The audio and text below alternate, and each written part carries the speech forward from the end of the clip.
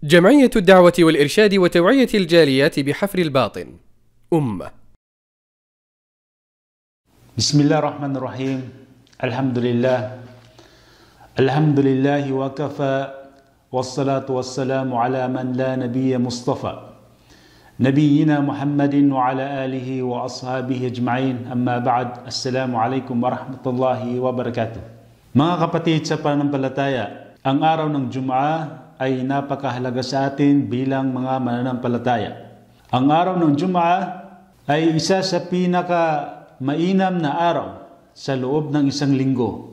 At sa araw ng Jum'ah din ay nilikha ang ating ama na si Adam alayhis salam, at sa araw na ito ay pinasok siya sa paraiso at inilabas mula sa paraiso, at sa araw ng Jum'ah din magaganap ang araw ng paghukom.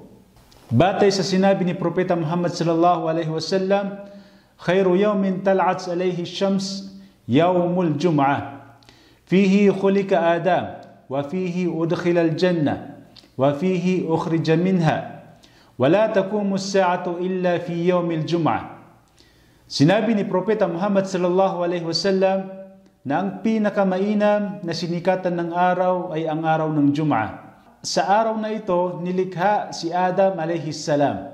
At sa araw ding ito, ipinasok siya sa paraiso. At sa araw ding ito ay inilabas siya mula sa paraiso. At hindi magaganap ang araw ng paghukom maliban sa araw ng Jum'ah. Sa araw na ito ay dito din nagtitipon-tipon ang mga kapatiran nating Muslim sa masjid upang magsagawa ng pagsamba sa Allah subhanahu wa ta'ala. At ang araw ng Jum'ah ay dapat malaman natin ang mga magagandang asal sa araw na ito. Kabilang sa magagandang asal sa araw ng Jum'ah, pinaka-importante din dito siyempre ang pagdarasal, ang pagsasala ng Salatul Jum'ah. Sapagkat may mga kapatiran tayo na binabaliwala nila ang pagdarasal o pagsasala ng Salatul Jum'ah. Ito po ay hindi marapat sa isang Muslim na iniiwan niya ang Salatul Jum'ah, lalong-lalo na kung ito ay magkakasunod. Ang mahal na propeta sallallahu alaihi wasallam ay sinabi niya, man taraka thalatha jum'ain tahawunan taba'allahu ala qalbihi. Sinabi ni Propeta Muhammad na sino man ang iwan niya ng 3 beses ang Jum'ah ay sisilyuhan ng Allah subhanahu wa ta'ala ang kanyang puso. So nararapat po na hindi po natin baliwalain ang pagsasala ng Jum'ah, mga kapatid. Kabilang sa magagandang asal na dapat natin malaman sa araw ng Jum'ah, isa na dito ang pagpaparami ng dua o pagpaparami ng panalangin.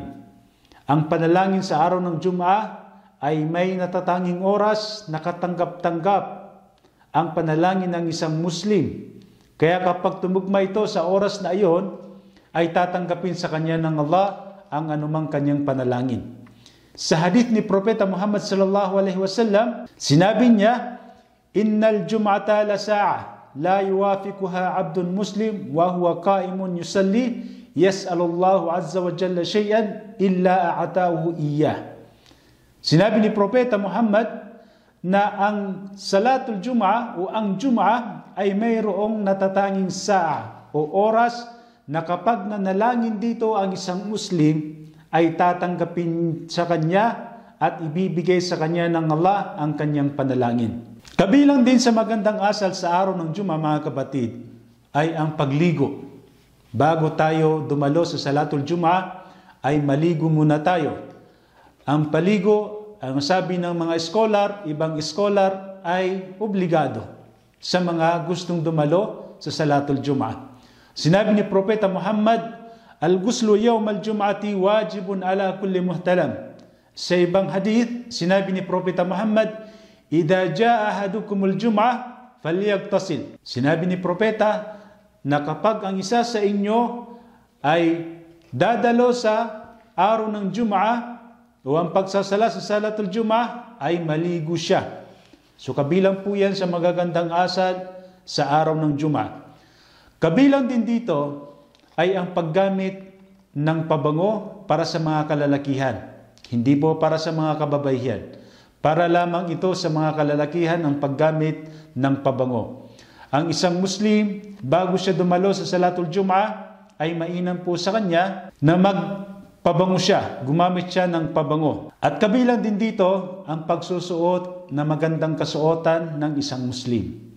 Nararapat po sa atin na kapag tayo ay nagdadasal, nagsasala, ay isuot natin ang mainam na sa ating mga kasuotan.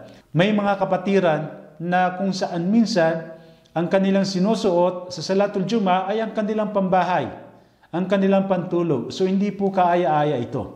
Mas mainam po na kapag tayo ay magsasala ng Salatul Jum'ah, ay gamitin po natin ang pinakamaganda sa ating mga kasuotan. Yan po ay isa sa mga magagandang asal sa araw ng Jum'ah.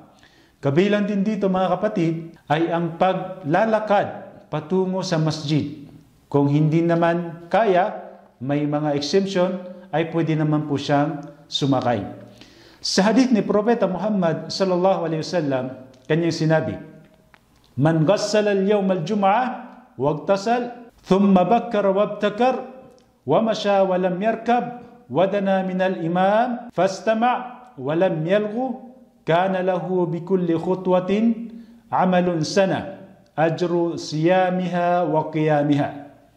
Sinabi ni Propeta Muhammad sallallahu alaihi wasallam na sino man ang maglinis sa araw ng Jum'ah at maligo at tumungo sa masjid ng maaga at naglakad at hindi sumakay at umupo malapit sa imam at siya'y nanatiling tahimik at hindi naminsala, sa bawat hakbang na kanyang nilalakad ay magkakaroon siya ng gantimpalang katumbas ng 1 taong pag-aayuno at pagtatahajjud. Ganyan po kalaki ang gantimpala na makakamit ng isang Muslim kapag ginawa niya ang mga nabanggit sa hadith na ito. At kabilang din dito mga kapatid, sa magandang asal sa araw ng Jum'ah ay ang pagpunta sa masjid ng maaga. Kapag ang isang Muslim ay tumungo sa masjid ng maaga, ay para siyang nagkatay ng isang hayop. Para siyang nag-alay ng isang hayop. Depende kung gaano siya kaaga pumunta sa masjid. Sa hadith ni Propeta Muhammad ay binanggit niya, "Man raha ila al-jum'ati fi sa'ati al-ula fa ka'annama qarraba badana." Sinuman ang tumungo sa masjid sa unang oras nito ay para ba siyang nag-alay ng isang kamilyo. Sa pangalawang oras nito ay para ba siyang nag-alay ng baka. Sa pangatlo ay para siyang nag-alay ng tupa. At sa pang-apat na oras ay para siyang nag-alay ng manok. At sa pang-5 oras nito ay para siyang nag-alay ng itlog. So nakadepende po yan kung gaano po tayo kaaga pumunta sa masjid. Sumainam po sa isang Muslim sa araw ng Jum'ah ay magtungo siya sa masjid ng mas maaga. Kabilang din dito mga kapatid, sa magagandang asal sa araw ng Jum'ah ay ang pagbabasa ng Suratul Kahf. Ito ay binanggit sa hadith ni Propeta Muhammad. Sinabi niya, "Man qara'a Suratul Kahf yawmal Jum'ati adaa lahu minan nuri ma bainal Jum'atain." Sinabi ni Propeta Muhammad na sinuman ang nagbasa ng Suratul Kahf sa araw ng Jum'ah ay magliliwanag para sa kanya ang anumang nasa pagitan ng 2 Jum'ah. Yan po ang gantimpala ng pagbabasa ng Suratul Kahf. Kabilang din sa magagandang asal sa araw ng Jum'ah ay ang pagpaparami ng pagpapala o pagsalawat. Tinatawag natin na salawat kay Propeta Muhammad sallallahu alaihi wasallam. Ang pagsalawat ay binanggit ni Propeta Muhammad, kanyang sinabi, "Man salla alayya wahidatan sallallahu alaihi biha 10." Sinuman ang magbigay pagpapala o sinuman ang magsalawat sa akin ng 1 beses ay sasalawatan siya ng Allah ng 10 beses. Sa ibang hadith, sinabi niya, "Fa'akthiru alayya minas salati fi, fa inna salatukum ma'rudatun alayya." Sinabi ni Propeta Muhammad, paramihin nyo ang pagpapala sa akin o ang pagsalawat sa akin sapagkat ang salawat ninyo ay ipinapakita sa akin.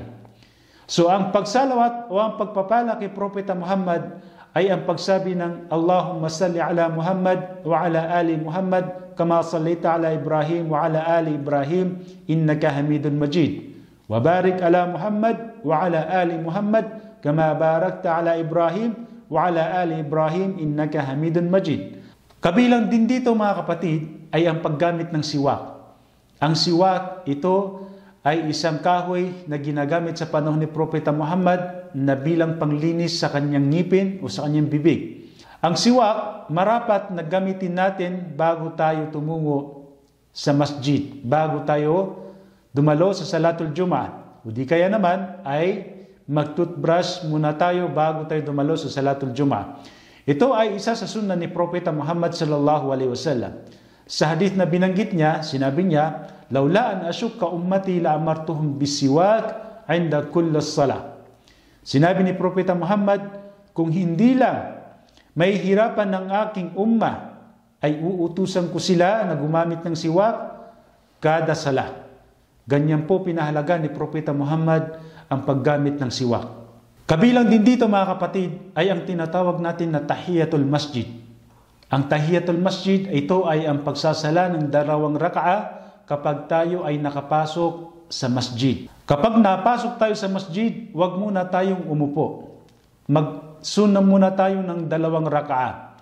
At kung ikaw ay naabutan mo ang imam na siya ay nagbibigay ng khutbah, nagsisermon, ay huwag mo pa rin iwan ang 2 raka'a. Magdasal ka pa rin, magsala ka pa rin ng 2 raka'a. Ito po ay nangyari sa panahon ni Propeta Muhammad na habang siya ay nagbibigay ng khutbah, ay nakita niya ang lalaki na pumasok na umupo kaagad.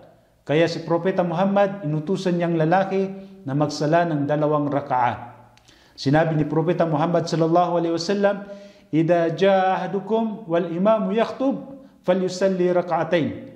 Kapag ang isa sa inyo ay dumating sa Salatul Jum'ah at ang imam ay nagbibigay ng khutbah, ay magsala siya ng 2 raka'a. Kabilang din sa mga magagandang asal sa araw ng Jum'ah, iwasan po natin ang paghihiwalay sa 2 magkatabing nakaupo. Ito po ay hindi maganda na tayo ay sumisiksik sa mga nakaupo na naunang umupo sa atin. Ito ay sa panahon ni Propeta Muhammad, nakita niya ang isang lalaki na pumasok sa masjid at inaapakan niya ang mga tao, sumisiksik sa kanila. Kaya naman si Propeta Muhammad, sinabihan niya yung lalaki. Sabi niya, "Ijlis fakad adaita." Sinabi niya, umupo ka sapagkat ikaw ay nakakapinsala. Sumainam po na iwasan po natin ang pagsiksik sa mga nakaupong nakikinig ng khutbah. Yung iba ay ginagawa niya, uupo sa pagitan ng 2 at magsasala siya. Mas maganda po na iwan po natin ang mga ganong pangyayari, mga ganong bagay, at maghanap po tayo ng ating mauupuan. Kabilang din sa magagandang asal sa araw ng Jum'ah ay ang pananatiling pakikinig sa imam habang nagbibigay ng khutbah at manatili tayong tahimik sapagkat hindi maaari sa atin na magsalita o di kaya ay makipagkwentuhan. Manatili po tayong makinig sa khutbah ng imam at manahimik po tayo. Hindi po maaari na makipagkwentuhan tayo sa ating mga kasamahan o kahit ang mahinang pananalita. Si Propeta Muhammad sallallahu alaihi wasallam ay sinabi niya, "Idza qulta li sahibika ansit yawm al-jum'ah wal imamu yakhtub faqad lagawta." Sinabi ni Propeta Muhammad, kapag sinabi mo sa kasama mo na tumahimik ka sa araw ng Jum'ah, wal imamu yakhtub, habang ang imam ay nagkukhutbah, faqad lagawta, ay sinira mo ang iyong Jum'ah. Sabi ng mga ulama, faqad lagawta ay hindi mo makakamit ang gantimpala ng araw ng Jum'ah. So iwasan po natin ang pagsasalita habang ang imam ay nagkukhutbah. Kabilang din dito mga kapatid, sa magagandang asal sa araw ng Jum'ah, kapag nakaramdam tayo ng antok, minsan hindi ito maiwasan sa mga ibang nakikinig ng khutbah, nakakaramdam sila ng antok. Mas mainam na kung mayroong pang lugar na pwede mong lipatan, ay lumipat ka upang sa ganon ay mawala ang iyong antok. Sinabi ni Propeta Muhammad, "Idza na'asa ahadukum yawmal jum'ati falyatahawwal min majlisihi dhalik." Sinuman ang makaramdam ng antok ang isa sa inyo, ay mas mainam na maghanap siya ng lugar na malilipatan niya. Malilipatan niya upang sa ganon ay mawala ang kanyang antok. At kabilang din dito mga kapatid, ay ang pagbabasa ng Suratul Sajdah at Suratul Insan sa Salatul Fajr, kung ito ay kaya. At isa din sa mga sunna ni Propeta Muhammad sa araw ng Jum'ah ay ang basahin ang Suratul A'la at Suratul Ghashiyah. Ito naman ay sa Salatul Jum'ah. Pagkatapos ng Suratul Fatiha sa unang raka ay Suratul A'la at sa pangalawang raka ay Suratul Ghashiyah pagkatapos ng Suratul Fatiha. Mga kapatid sa pananampalatayang Islam, nararapat po sa atin na malaman natin ang mga magagandang asal sa araw ng Jum'ah sapagkat ito ay malaking gantimpala at para po malaman natin ang mga dapat nating iwasan at mga dapat natin gawin. Naway nakapulot tayo ng kunting aral sa topic natin na ito. Hanggang dito na lamang. Assalamualaikum warahmatullahi wabarakatuh.